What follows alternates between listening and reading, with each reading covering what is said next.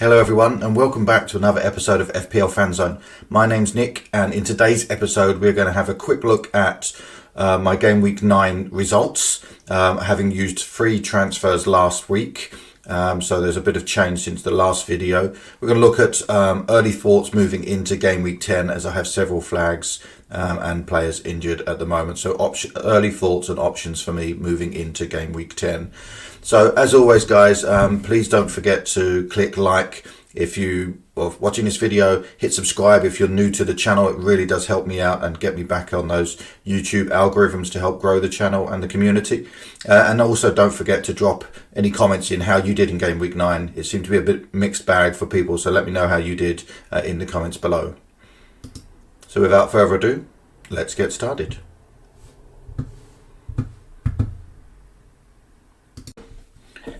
So Game Week 9 was a good week for me. 300,000 rank rise, moving up to 4.7 million. So overall, points-wise, not happy, but moving in the right direction. 60 points, as I said at the start of the season, any week I get 60 points or more, I'm happy with, especially if it's given me a green arrow, which at 5 million rank last week, you should be getting green arrows if you're getting 60 plus points in a week. So just having a quick look at the team, Flecken in goal. Again, no clean sheets there for Brentford. It was a bit of a crazy game.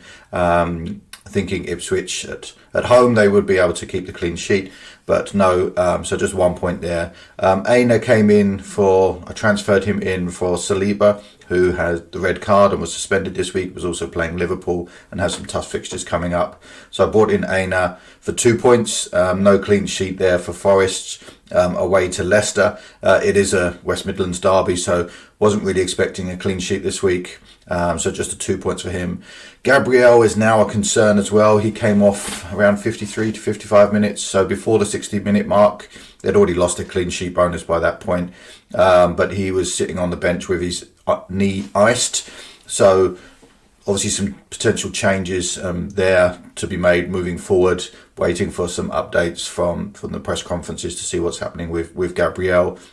But the other person obviously in that was Trent Alexander-Arnold in the Arsenal-Liverpool game, which was 2-2. So no clean sheets anywhere across my back line for this week. But there was only 2 in the whole game week. So unless you had a Man City player or a Crystal Palace player, you wouldn't have had any clean sheets anyway.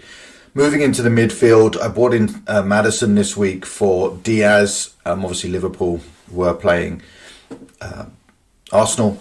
Diaz, of course, got an assist. Maddison, after some really great performances. I know he was brought off at half-time the game week before. Got 60 minutes this week, so his minutes are going back up again. But no assist this time. Actually, them losing to Crystal Palace, who hadn't won a game all season, is a bit of a shock. So something to consider there for my team moving forward. But in the short term, they've still got good fixtures. So I'm happy that I've got Maddison in the team, especially now that Son is injured as well. So there's potential for him to be more involved in some of the bigger plays. The other new face in the team is Cole Palmer, and of course that was for Saka, because Saka was yellow flagged. He didn't play the week before. I wasn't sure. There was no real updates from Arteta. Not that I can believe anything he says anymore when it comes to player updates. But Cole Palmer comes in, 10 points, really happy.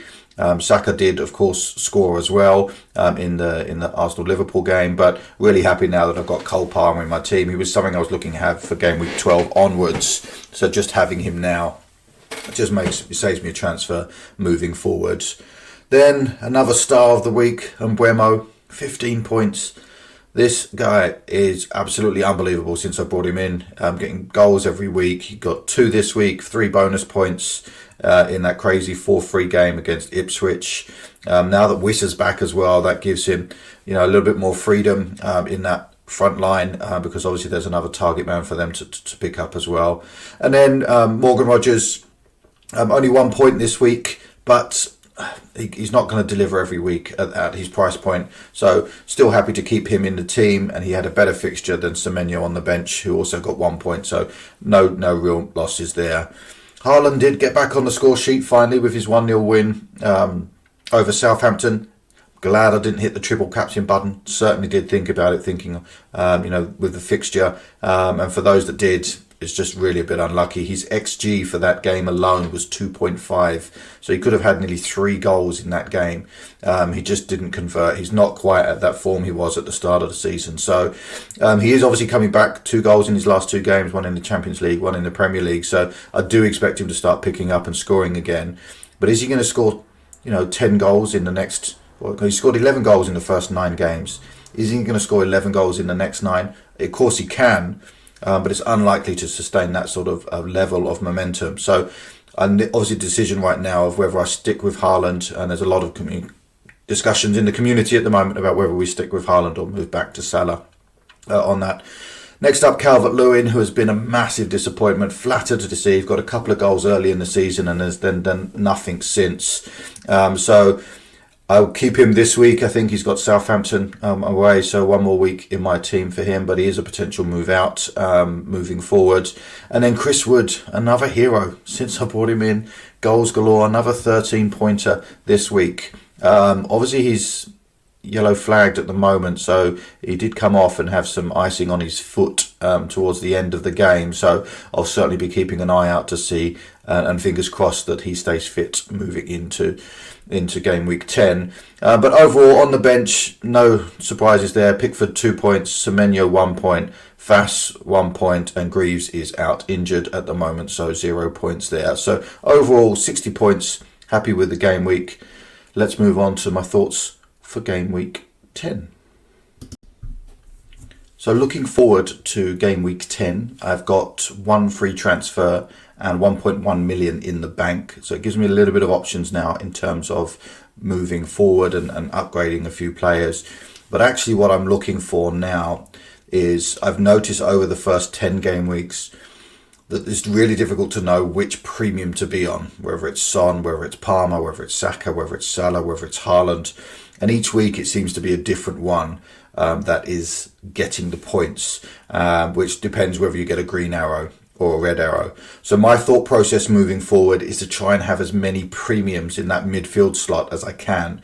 And the best way for me to do that is to move off of Haaland to free up those funds and move towards having 3 or 4 premiums in that midfield. So potentially having Salah, Saka, Palmer and Son in that midfield, as well as Mbeumo, and then just downgrading my defence and my forward line to pick up and try and find in the differentials in those, and just keeping that solid midfield 5 moving forward. So obviously that's going to take a few transfers. I don't have a wild card available, so now I'm just starting to move that team towards having that premium midfields. So right now, if I look at the team for game week 10, I've obviously got some concerns with Gabriel and Chris Wood both being yellow flagged. So there are some potential transfers there out if they're not going to play. I do have Semenyo on the bench if Chris Wood is out, but he is away to... He is at home to Man City this week, so not expecting many points there. But obviously I've got Calvert-Lewin, who has just done nothing for the last 4 or 5 weeks, and he has Southampton away this week, so not necessarily going to move him out this week, but certainly one that I want to move on to someone like a Raul or a Raul Jimenez or Cunha, who has some amazing fixtures in the next 3. So realistically for me, there's either to move out someone in the defence, whether to downgrade Trent or Gabriel, depending on Gabriel's fitness, and then or up front moving Calvert-Lewin or Chris Wood onto one of the informed strikers at the moment. So the only reason I would move Chris Wood out is if I know that it's a long-term injury and he's not going to be playing. If it's just a potential missing 1 week, I'll keep him on the bench and then just bring him back when he's fit. So, but right now, let's have a look at some of my targets for game week 10. So starting in the defence, as I said, I'm looking to take the money out of the defence now. I've had the premiums from the start and they've really flattered to deceive. There's been good weeks, but never really those monster hauls. Gabriel has scored a couple of times. Trent's had, I think, 1 assist in the first 9 game weeks. So while Liverpool defence is looking good in terms of those clean sheets, it's not enough when I'm paying 7 million for him in defence. So realistically, probably downgrading either Gabriel or Trent in game week 10. And if I do, these are my two options at the moment. So Ryan Aït-Nouri, Wolves have been terrible defensively at the start of this season, but during that really, really tough fixture run, Ryan Aït-Nouri, if you look at his heat map here, look how far forward he gets. He's already got 3 goals. He scored again this week, got 2 assists. So he is getting, good returns in that team, despite no clean sheets in the first 9. But the fixture run for the next 8 or 9 weeks looks amazing for them. So they've got Crystal Palace at home, Southampton at home, Fulham away, Bournemouth at home. So we've got to hope that they can start adding a few clean sheets. And if you can do that with those attacking returns, then there could be some good weeks moving ahead. The other thing as well, he's only 6.5% owned. So he's a real differential in the marketplace at the moment. A lot of people are still stuck on those premium defenders, that double Arsenal, whether it's Raya and Gabriel or it was Saliba and Gabriel like I had. So for me, it would be a real differential if he does go and get those points to help me boost that rank. And then the other option was a real surprise when I looked at the numbers and the points already scored for Michael Keane. Now, Everton are just starting to find a bit of form. I've got a couple of clean sheets in the last 3 or 4 games. He's already got 2 goals, but his XG and XGI are minimal. There's not expecting any goals for Michael Keane moving forward, but there are some clean sheets and there's a good run of fixtures for Everton. So I'm hoping really more that there might be some clean sheets there. And if you look at those fixtures, Southampton away, West Ham away, Brentford at home, Man United away. So again, and that continues moving forward. There's a whole sea of green for Everton in the foreseeable future. So right now, some good fixtures for both of these if I'm looking to downgrade my defence this week. Next up for me is the forward line. And as I mentioned, Dominic Calvert-Lewin, while he's got Southampton this week, and I'll probably keep him for this week just as a one last hurrah, there are 2 other strikers at the moment that are in amongst the goals and are getting points and have great fixtures moving forward. So starting off with Matheus Cunha, again, another goal this week. He's a bonus points magnet. I think he's got 9 bonus points already so far this season. And the fixtures, Crystal Palace at home, Southampton at home, Fulham away, Bournemouth at home. Some really, really good fixtures there. He's on set pieces, so he's getting the crosses in. He's taking the corners. We expect him to be the penalty taker as well. So a really good option there. And then Raul Jimenez, who took over from Muniz after the first couple of games, so has played slightly fewer games, but has still got 4 goals and assists. And again, their fixtures really do look good over the short term as well, with Brentford, Crystal Palace and Wolves. So realistically, if I do downgrade Haaland in the future, it will probably be to one of these 2. And just in the short term, it's either Dominic Calvert-Lewin or, if Chris Wood is injured, bringing one of these 2 in on that as well. So my initial thought was to bring in Cunha just because he's only 3.4% owned. Any points that he scores are going to absolutely run you up the rankings. Raul Jimenez at 10.2% is still a bit of a differential in the game at the moment, and both of them are relatively cheap at 6.5 and 5.7 million. So just a bit of a decision there on which ones to move. So my gut feel is that this week, if I am going to make a move, is to do the forward line and move either Dominic Calvert-Lewin to one of these 2 who are in form. The other option, of course, for me is to just hold fire this week, leave myself, as long as there's no injuries, of course, and then leave myself to have 2 free transfers next week and then have a little bit more options to move around and play with the team. But let me know, guys, in the comments below. Are you looking at any of these players, defenders, forwards, any midfielders that are on your radar for this week? As I said, still early in the week, not going to make any moves. I've got 1.1 million in the bank, so I'm not going to be ruled out of being able to make any of these moves at the moment. So I'm not chasing price rises right now. So I will wait until closer towards the deadline before making any final decisions moving forward.